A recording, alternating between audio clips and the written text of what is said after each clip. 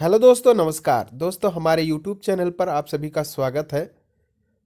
तो CTET class के अंतर्गत आज का जो हमारा मनोविज्ञान का टॉपिक जो है वह है व्यक्तित्व। कौन सा टॉपिक है आज? व्यक्तित्व टॉपिक जो है उस पर हम लोग चर्चा करेंगे। तो चलिए, अगर अभी तक आपने हमारा चैनल सब्सक्राइब नहीं किया है तो प्लीज़ इसे सब्सक्राइब कर लीजिए, क्योंकि यहाँ पर आपको सभी प्रतियोगी परीक्षाओं की तैयारी हेतु सभी विषयों का प्रैक्टिस सेट और नोट्स कंप्लीट करवाए जाते हैं। तो चलिए शुरू करते हैं। टॉपिक क्या है? व्यक्तित्व।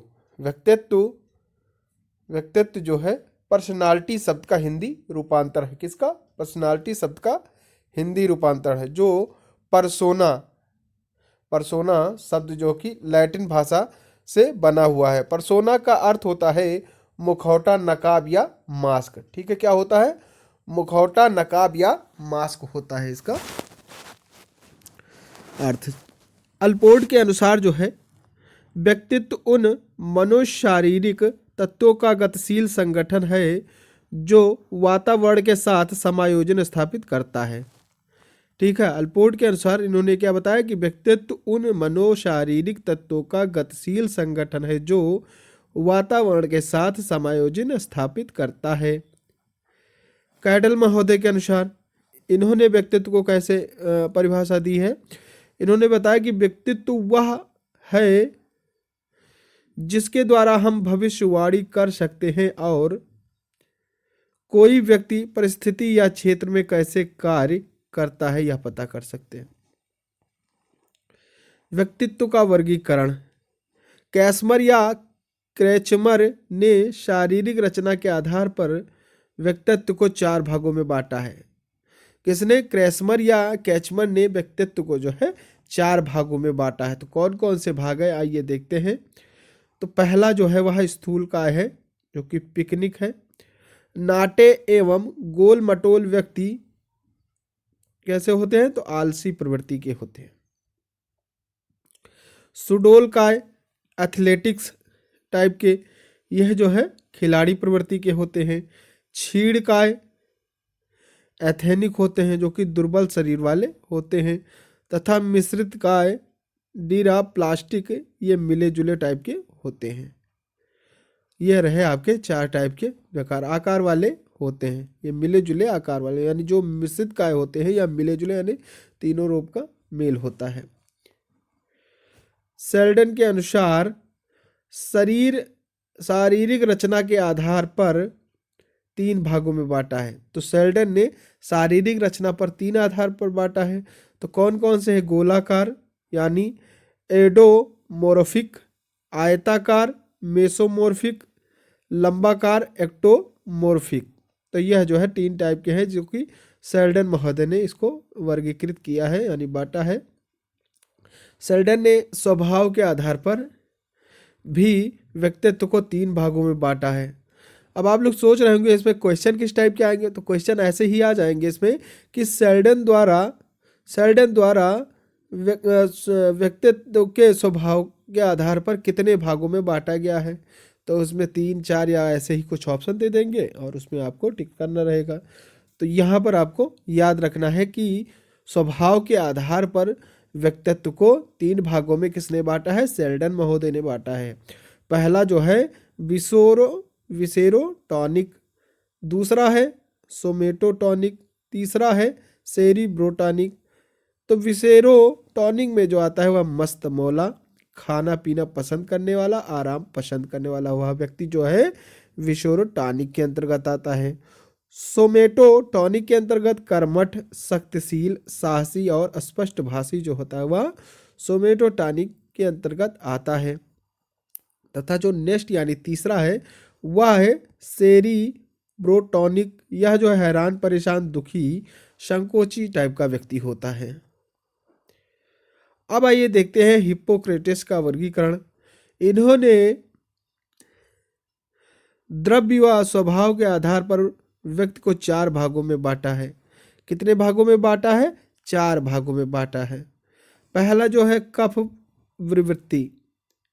इसमें क्या होगा? यह व्यक्ति शुष्क, चिड़चिड़ा, शारीरिक रूप से शक्तिशील किंतु संवेगात्मक रूप से कमजोर आशावादी होता है। दूसरा जो टाइप का बाटे हैं काले पित्त वाले, इसमें क्या बताया, निराशावादी, शक्तिहीन, शारीरिक व संवेगिक रूप से कमजोर व्यक्ति जो है काले पित्त वाले के अंतर्गत आएगा। तीसरा जो था वह था पीले पित्त वाले, इसमें जो है जो व्यक्ति आएंगे वह शारीरिक व संवेगात्मक रूप से स्थिर व सशक्त होंगे। अधिक रुधिर वाले संवेगात्मक रूप से सशक्त परंतु कमजोर होते हैं। स्पेंगर के अनुसार जो है समाजशास्त्री आधार पर व्यक्तित्व 6 भागों में, समाजशास्त्री के आधार पर व्यक्तित्व के 6 भाग हैं। तो कौन कौन से भाग हैं आइए देखते हैं। इसमें पहला जो है वह सैद्धांतिक प्रवृत्ति वाले, दूसरा सामाजिक प्रवृत्ति वाले, तीसरा राजनैतिक प्रवृत्ति वाले, चौथा कलात्मक प्रवृत्ति वाले या सौंदर्य प्रवृत्ति वाले, पांचवा है आर्थिक प्रवृत्ति वाले और छठवां धार्मिक प्रवृत्ति वाले। ठीक है, यह सब आपके समाजशास्त्री आधार पर 6 टाइप के व्यक्तित्व थे। जुंग महोदय के अनुसार जो है इन्होंने कैसे बांटा है, तो इन्होंने जो है मनोवैज्ञानिक आधार पर व्यक्तित्व को 3 भागों में बांटा है। इनका व्यक्तित्व वर्गीकरण सबसे ज्यादा प्रसिद्ध हुआ। तो किसका जो है सबसे ज्यादा व्यक्तित्व वर्गीकरण सबसे प्रसिद्ध रहा, जुंग या युंग के आधार पर। ठीक है, पहला जो था वह था अंतर्मुखी व्यक्तित्व। कौन सा, अंतर्मुखी व्यक्तित्व। लेखक बनने की योग्यता, ये विचारशील व एकांत प्रिय होते हैं। बहिर्मुखी व्यक्तित्व, ऐसे लोगों में शिक्षक व नेता बनने की योग्यता निहित होती है, वह बहिर्मुखी व्यक्तित्व के अंतर्गत आते हैं। तीसरा जो था वह था उभयमुखी व्यक्तित्व। इस तरह के व्यक्ति में दोनों प्रकार के गुणों का समावेश होता है। कैसे होता है, दोनों प्रकार के गुणों का समावेश होता है। भारतीय दृष्टिकोण से व्यक्तित्व का वर्गीकरण, इसके अनुसार भी व्यक्तित्व 3 प्रकार के होते हैं। पहला था सतोगुणी, दूसरा रजोगुणी, तीसरा तमोगुणी। सतोगुणी मतलब ये ईश्वर व धर्म में अधिक विश्वास रखते थे। रजोगुणी मतलब इस तरह के व्यक्तित्व वाले लोग कर्म में विश्वास रखते थे, तथा तमोगुणी वाले लोग इस तरह के व्यक्तित्व वाले व्यक्ति विलासी प्रवृत्ति वाले तथा सुख की प्राप्ति वाले होते हैं। आधुनिक दृष्टिकोण से वर्गीकरण आइए देखते हैं। तो 3 प्रकार के हैं आधुनिक दृष्टिकोण से अगर देखा जाए। पहला भावुक, दूसरा विचारशील, तीसरा कर्मशील। तो भावुक ये बात पर अपने संवेग प्रकट करते रहते हैं, वह भावुक टाइप के व्यक्ति होते हैं। तथा दूसरा विचारशील, ये हर एक कार्य को विचार करके करते हैं। तथा तीसरा जो कर्मशील है वह कर्म में विश्वास रखते हैं। अब आइए देखते हैं व्यक्तित्व के विकास को प्रभावित करने वाले कारक। तो व्यक्तित्व के विकास को कौन कौन से कारक प्रभावित करते हैं, आइए विस्तृत रूप से उस पर चर्चा करते हैं। तो पहला जो है वह है हमारा वंशानुक्रम, दूसरा वातावरण, तीसरा शारीरिक संरचना का प्रभाव, चौथा मानसिक योग्यता का प्रभाव, पांचवा विशिष्ट रुचि का प्रभाव और छठा जो है वह परिवार व विद्यालय का वातावरण। यह सारे जो थे वह जो है व्यक्तित्व के विकास को प्रभावित करने वाले कारक है। ठीक है, व्यक्तित्व परीक्षण क्या है, आप व्यक्तित्व परीक्षण। तो पहला जो परीक्षण है वह TAP है। ठीक है, थेमोटिक अपरसेप्शन टेस्ट, प्रासंगिक अंतर्बोध परीक्षण इसे ही कहते हैं। क्या कहते हैं, प्रासंगिक अंतर्बोध परीक्षण। इसका प्रतिपादन जो है, इसका प्रतिपादन 1935 में मार्गन व मुर्रे ने किया। इसमें कुल 30 कार्ड होते हैं।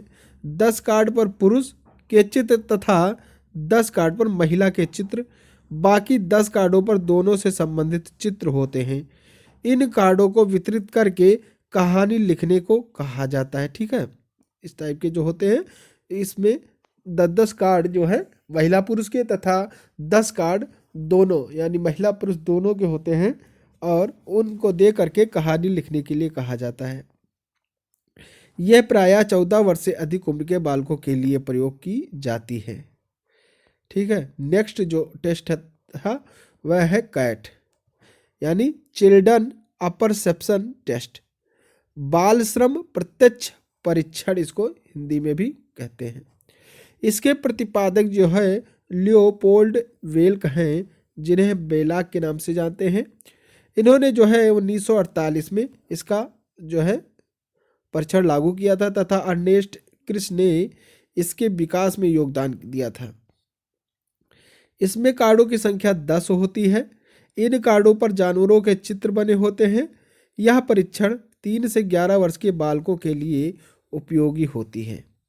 ठीक है, नेक्स्ट जो टेस्ट है वह है आईबीटी यानी इंक ब्लॉक टेस्ट, स्याही धब्बा परीक्षण। यह भी आपकी परीक्षा में बहुत बार पूछे गए हैं, तो सीटेट परीक्षा के लिए बहुत ही मोस्ट इंपॉर्टेंट है यह टॉपिक।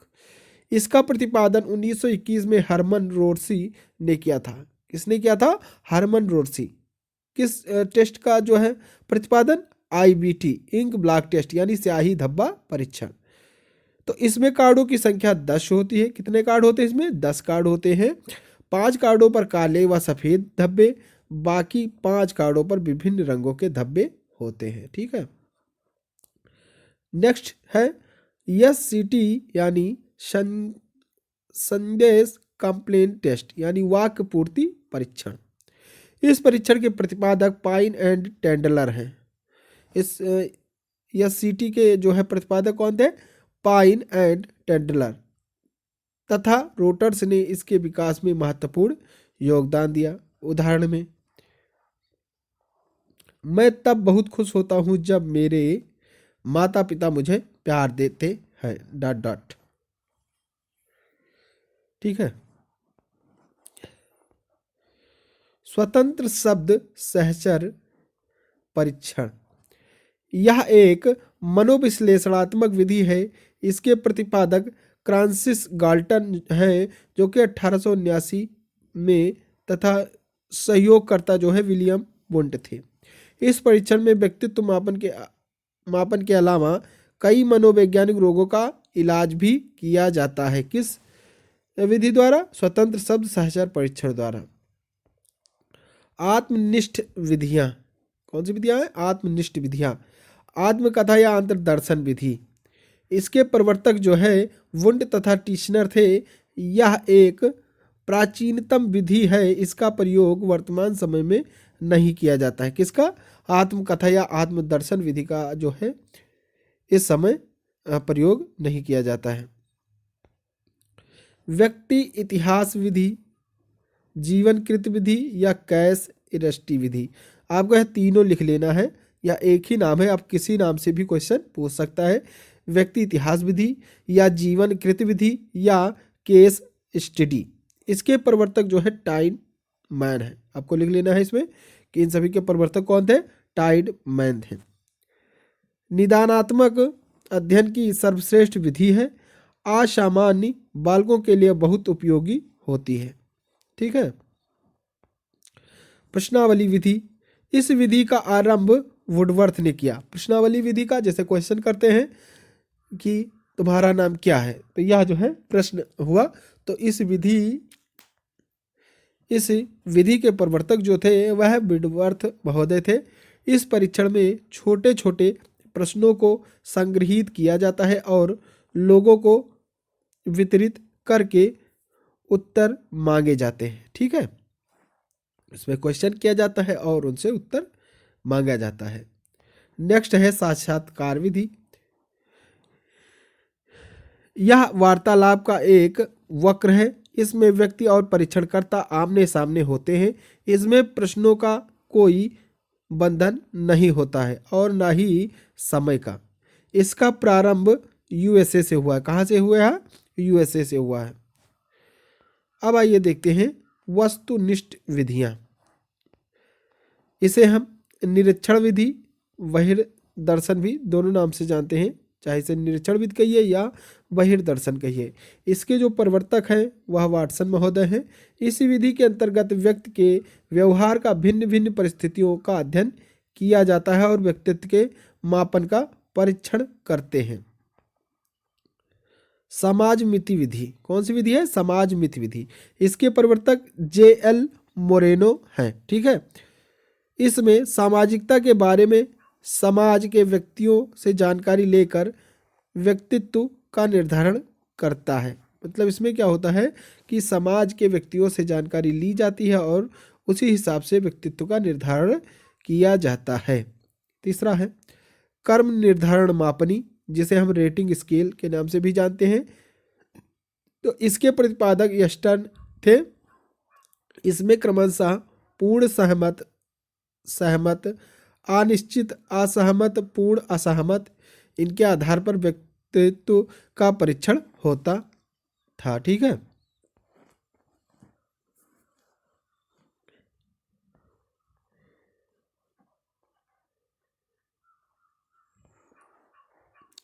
तो अगर आप हमारे चैनल पर हैं तो आप हमारे चैनल को लाइक कर दीजिए और लोगों में शेयर कर दीजिए, जिससे कि उनको भी फ़ायदा मिल सके।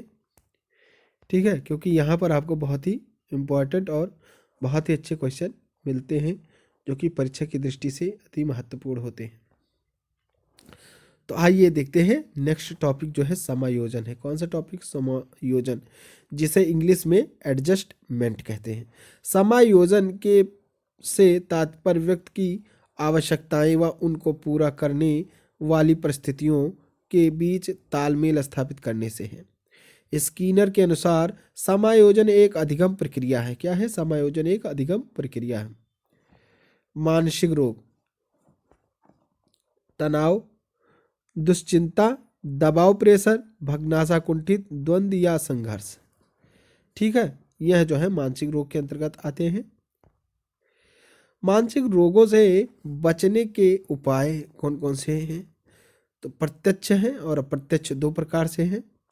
पहला जो है वो है प्रत्यक्ष। इसमें इसमें क्या है? बालकों को बाधाओं को दूर करना, अन्य मार्ग खोजना, लक्ष्य का प्रतिस्थापन, तथा जो चौथा है वह विश्लेषण एवं निर्णय हो जाएगा। क्या हो जाएगा? विश्लेषण एवं निर्णय। फिर आता है अप्रत्यक्ष उपाय। इसमें क्या है? दमन है। कटु अनुभूतियों एवं अतृप्त इच्छाओं को बलपूर्वक भुला देना दमन कहलाता है। दिवा स्वप्न, मन तरंग, कल्पना प्रवाह।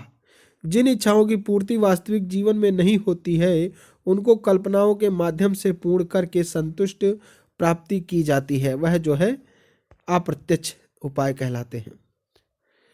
प्रक्षेपण, अपनी असफलताओं का दोष किसी दूसरे पर लगा अपने आप को संतुष्ट करना, यह प्रक्षेपण कहलाता है। औचित्य स्थापन, वस्तु प्राप्त न होने पर वस्तु में दोष निकालकर अपने आप को संतुष्ट कर लेना औचित्य स्थापन कहलाता है।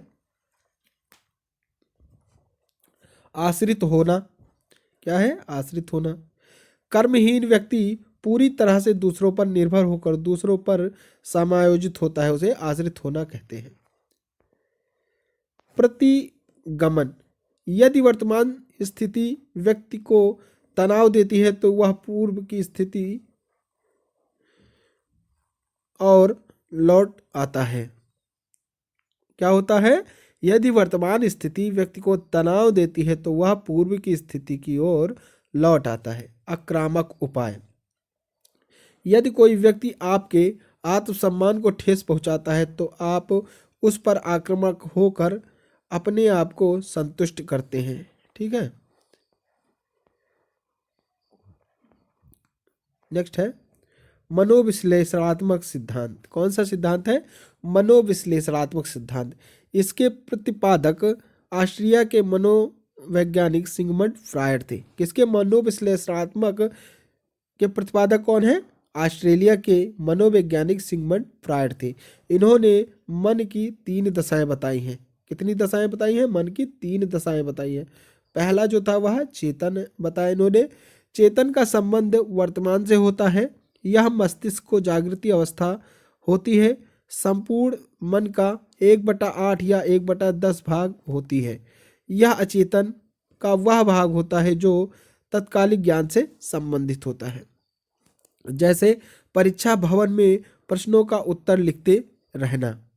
अचेतन फ्रायड के अनुसार अचेतन मन का सबसे बड़ा भाग होता है। यह संपूर्ण मन का 9/10 या 7/8 होता है। मनुष्य के व्यवहार के पीछे अचेतन मन का हाथ होता है। इसमें कटु अनुभूतियों, दुखद बातें तथा दामित इच्छाओं का भंडार होता है।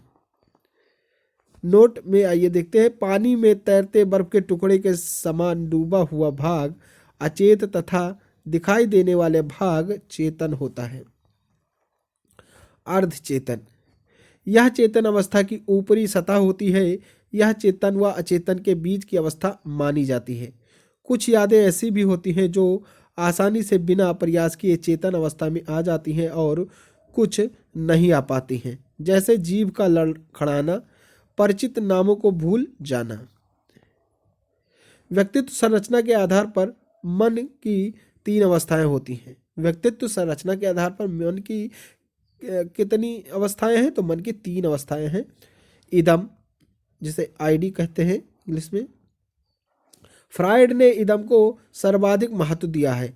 यह जीवन मरण की मूल प्रवृत्तियों का केंद्र है। इसकी उत्पत्ति बच्चे के जन्म के समय से ही प्रारंभ हो जाती है। यह इच्छाओं की जननी है। इसे उचित अनुचित का ज्ञान नहीं होता है, क्योंकि यह आनंद सिद्धांत को मानता है। इसका मुख्य उद्देश्य आनंद प्राप्त करना। ठीक है, यह हो गया आपका इदम। और ईगो हो गया यानी अहम। इसे वास्तविकता का सिद्धांत भी कहते हैं। क्या कहते हैं? अहम को वास्तविकता का सिद्धांत भी कहते हैं मेरे प्यारे बच्चों। यह हमारे व्यवहार को नियंत्रण करता है। यह हमारी इच्छाओं और आवश्यकताओं के बीच संतुलित बनाए रखता है। यह अहम मन का शासक होता है। क्या होता है? यह अहम मन का शासक होता है। सुपर ईगो यानी परम अहम। परम अहम टॉपिक डाल लेना है। इसमें क्या है? यह आदर्शवादी या नैतिकता सिद्धांत कहलाता है। क्या कहलाता है? आदर्शवादी या नैतिकता सिद्धांत कहलाता है। यही वह शक्ति है जो आदमी को सामाजिक बनाए रखती है। जैसे जैसे उम्र बढ़ती है वैसे वैसे इदम कम होता है और सुपर ईगो बढ़ता है। इसी के आधार पर पछतावे की भावना आती है। ठीक है, तो यह रहा आपका वीडियोस, जिसमें मैंने बहुत अच्छे से चर्चा की है। अगर आपने मोस्ट टॉपिक को अपनी नोट्स में उतार लिया होगा तो बहुत ही अच्छा इसका रिस्पांस मिलने वाला है आप लोगों को। तो नेक्स्ट वीडियो के लिए आप लोग हमारे चैनल को सब्सक्राइब कर बेल आइकन प्रेस कर दें, जिससे कि हमारे वीडियो डालते ही आपको नोटिफिकेशन मिल सके। तो चलिए, थैंक यू। जय हिंद, जय भारत।